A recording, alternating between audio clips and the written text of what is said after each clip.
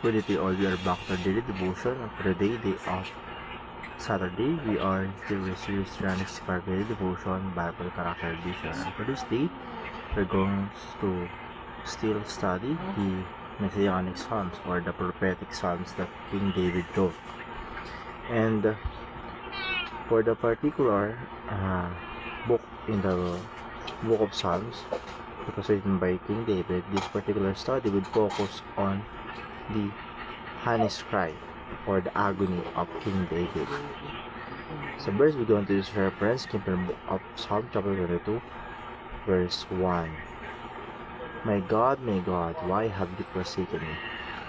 Why are you so far from saving me? So far from my cries of anguish. My God, I cry out by day, but you do not answer. By night I find no rest. Yet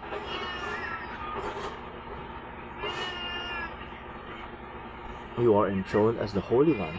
You are the one Israel praises. So King David in this particular verse is asking God, why did God forsaken him? Because he felt lonely. He felt like God had forsaken him.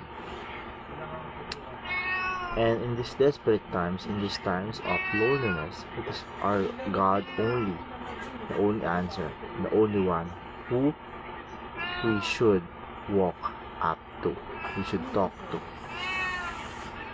So what is our teaching? The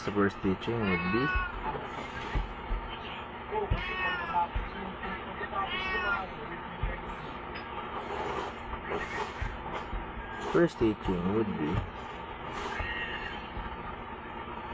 the righteous may suffer unjustly. So like what happened to King David, he is righteous. So most probably this happened in the time when he was being persecuted by King David or King Saul,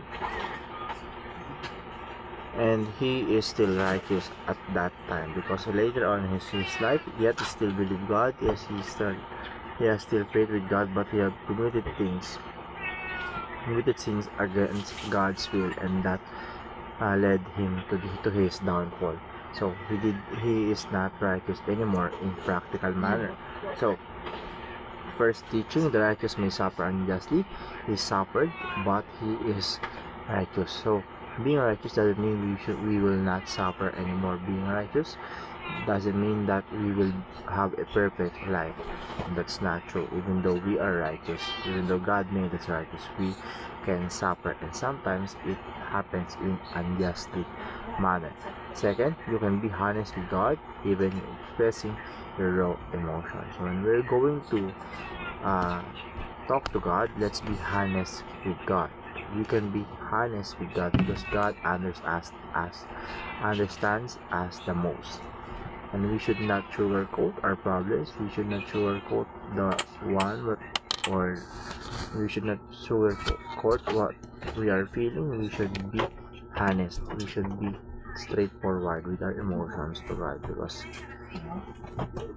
for the last teaching, feeling abandoned is not the same as being abandoned. So King David felt abandoned, but God did not abandon him. God is just using him. He's just preparing for better ways in his plans at that very time. So how can we apply this in our lives? Use your suffering as testimony of God's faithfulness. So just like what David did, he is complaining, but he utilized that as a form of worship, because he addressed our God, my God, why are you forsaking me? So he did not let himself to be full of himself. He did not let himself to disregard or downgrade the presence of Christ in his life. Second, match your hard situations with earnest prayer. And lastly, remember that God's silence is not the same as his absence. So what God might be absent God might be silent, but that doesn't mean God is not working in His own perfect way for us.